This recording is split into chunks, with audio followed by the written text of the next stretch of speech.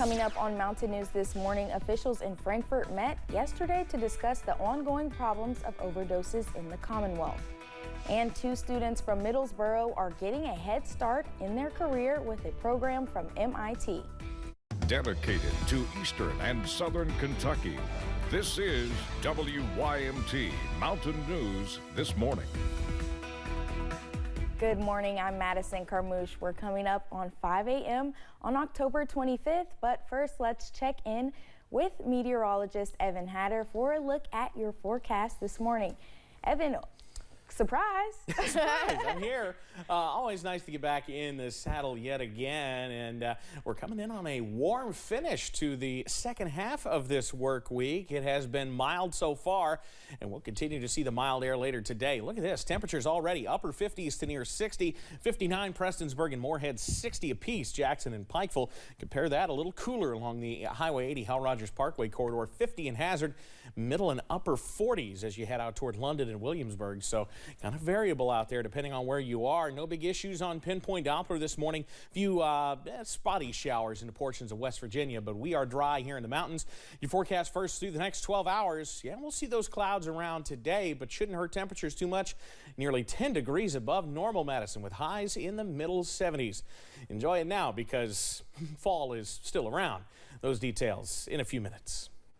Evan, thank you. A Kentucky broadcasting legend is dead. Sue Wiley, who was the WLEX TV's first female anchor and one of the first in the state, died last night following a car crash in Lexington. Wiley worked for NBC affiliate from 1968 to 1998. Wiley also hosted a show on WVLK radio where she retired from in 2013. She was inducted into the Kentucky Journalism Hall of Fame in 1999. Among many others, Sue Wiley was 90 years old. She was a legend. She was a pioneer. She really cared about making sure that people, when she was in the television end of it doing news, that they were informed without bias and prejudice, and the fact that she just would do things that no woman had ever done before in broadcasting. First anchor in Kentucky in the news, was one of the first, if not the first, in Miami, Florida before she came here.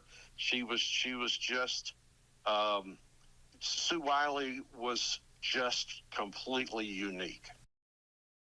Wiley was inducted in the Kentucky Journalism Hall of Fame in 1999 and was awarded a Silver Circle Award for Lifetime Achievement by the National Academy of Television Arts and Sciences. A personal note, as an admirer who became a competitor with our political discussion shows and then a friend, Sue Wiley asked the tough questions but carried herself with class during her storied career and beyond.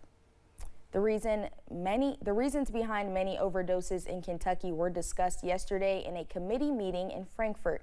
The Commission on Race and Access to Opportunity met at the state capitol. The committee heard from several groups who outlined what they believe are the reasons people turn to drugs when they see very few options for alternatives. Brian Hubbard, who chairs the Opioid Abatement Advisory Commission, says they started noticing a change in 2021. Drugs are impacting more urban areas than rural. He says the tidal wave of destruction is from fentanyl. That year marked the very first time that the rate of opioid-related deaths among black Kentuckians exceeded that of whites. The commission is hearing information as they prepare for the General Assembly session, which will begin January 2nd. Patients receiving treatment for opioid use disorder via telehealth are more likely to complete their treatment than those receiving it non-telehealth settings. That's according to a newly released study from UK. 48% of those who started treatment on telehealth remained in treatment for 90 continuous days, compared to the 44% of those who started in non-telehealth settings. Lindsay Hammerslag, the lead author of UK study, says they also found no difference in the number of overdoses experienced between those receiving care in telehealth versus non-telehealth settings. We really wanted that extra measure to make sure, hey, not only are they staying in treatment, but also they're not having any bad outcomes at a greater rate than you would expect otherwise. Hammerslag says she hopes these positive results can help inform future policy. This study was conducted as a part of the Healing Community Study supported by the National Institute on Drug Abuse. 2 Middlesboro students are enrolled in a program through the Massachusetts Institute of Technology this fall. Aiza Ahmad and Kayla Heck are taking a class called Girls Who Want to Learn Many Interesting Things. Ahmad says they were quick to accept the opportunity and they are going through the program with peers from around the world. There's girls from all over New York and like Hong Kong. It's a bunch of different places and we get to talk.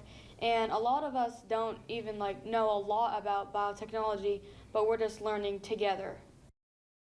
The program will last through mid-December. Administrators say there will be future opportunities with MIT as well. Thanks for getting